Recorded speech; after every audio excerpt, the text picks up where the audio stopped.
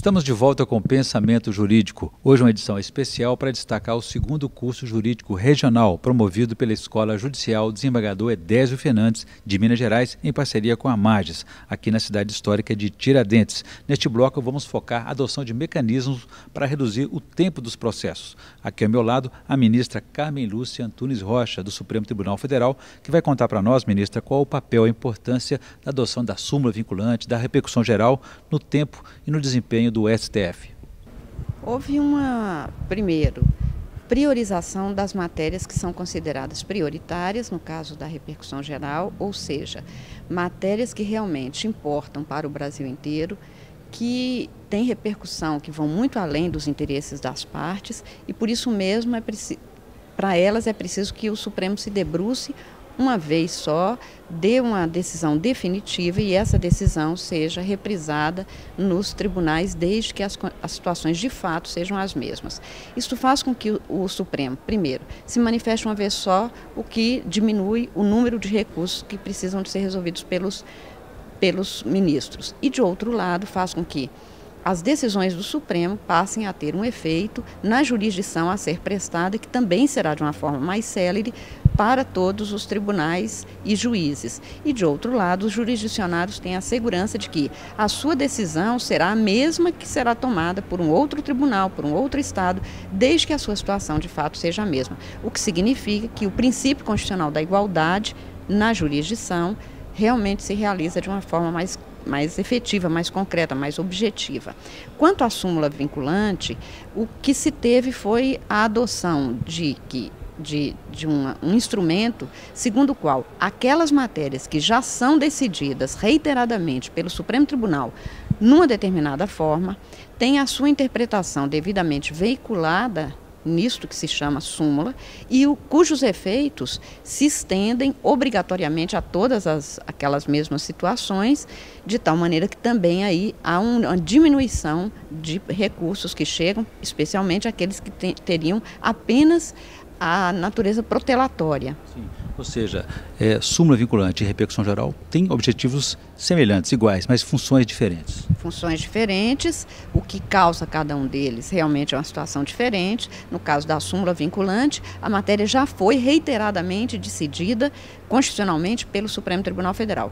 No caso da repercussão geral, pode haver a multiplicação de recursos tratando daquela mesma matéria que, embora tratado num processo que a gente chama subjetivo, ou seja, é o interesse do fulano e da fulana, mas ele se repete em vários outros processos e, especialmente, isto faz com que nos outros processos se tenha idêntica solução.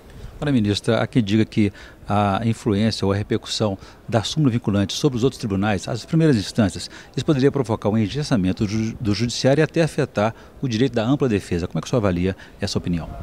O contrário, a defesa está assegurada na medida em que você tenha igualmente condição de se apresentar no judiciário brasileiro e ali apresentar a sua argumentação. E isto não é vedado hora nenhuma, muito ao contrário.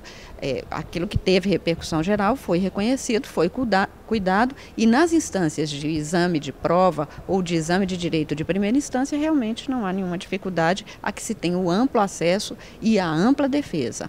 O que não se quer é que, em nome de se postergar finais de processos, de se recorrer mais e mais, se eternizem os processos e aquela parte que normalmente é a parte ganhadora acaba não tendo realizado, não tendo concretizado o seu pedido.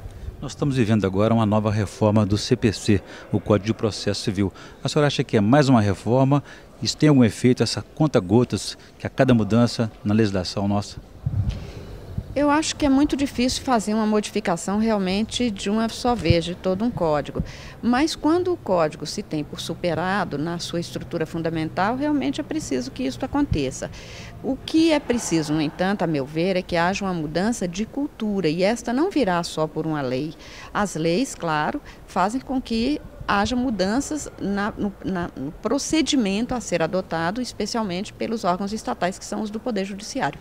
Mas o que eu acho que o momento pede, o Momento Reclama, é de um repensamento mesmo de qual a jurisdição se tem, qual a jurisdição se quer ter. E para isso é preciso que toda a comunidade jurídica se repense, juízes, advogados e Ministério Público.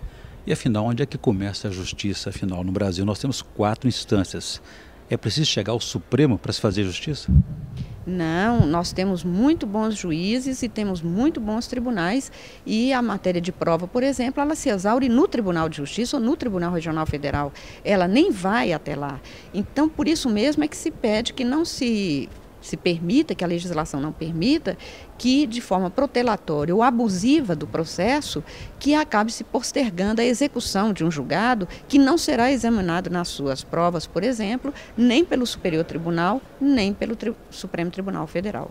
Razão pela qual o presidente do Supremo Tribunal Federal, o ministro César Peluso, fez aquela proposta de reduzir o número de recursos ou então de valorizar mais as cortes, as primeiras instâncias. Eu acho que é uma forma também de valorizar a Federação Brasileira. O judiciário de um Estado federal é federal, o que significa dizer que algumas decisões dos tribunais de justiça são terminativas, sim, e é preciso ser respeitada nessa condição.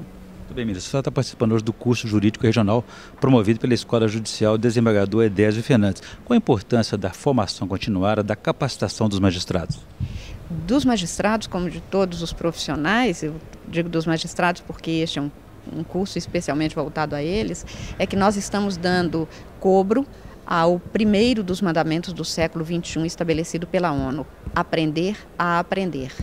Todos os dias nós temos que aprender porque o mundo está numa mudança frenética, numa grande transformação e principalmente o magistrado que não vive com o seu tempo faz com que o tempo viva sem ele. Obrigado. Conversamos então com a ministra Carmen Lúcia Antunes Rocha do Supremo Tribunal Federal, que falou sobre o papel da adoção dos mecanismos de redução no tempo dos processos no Supremo e também a importância da formação continuada dos magistrados. Nós vamos ficar por aqui. Se você quiser participar, escreva para o pensamento@amarges.com.br, pensamento@amarges.com.br. Obrigado e até a próxima.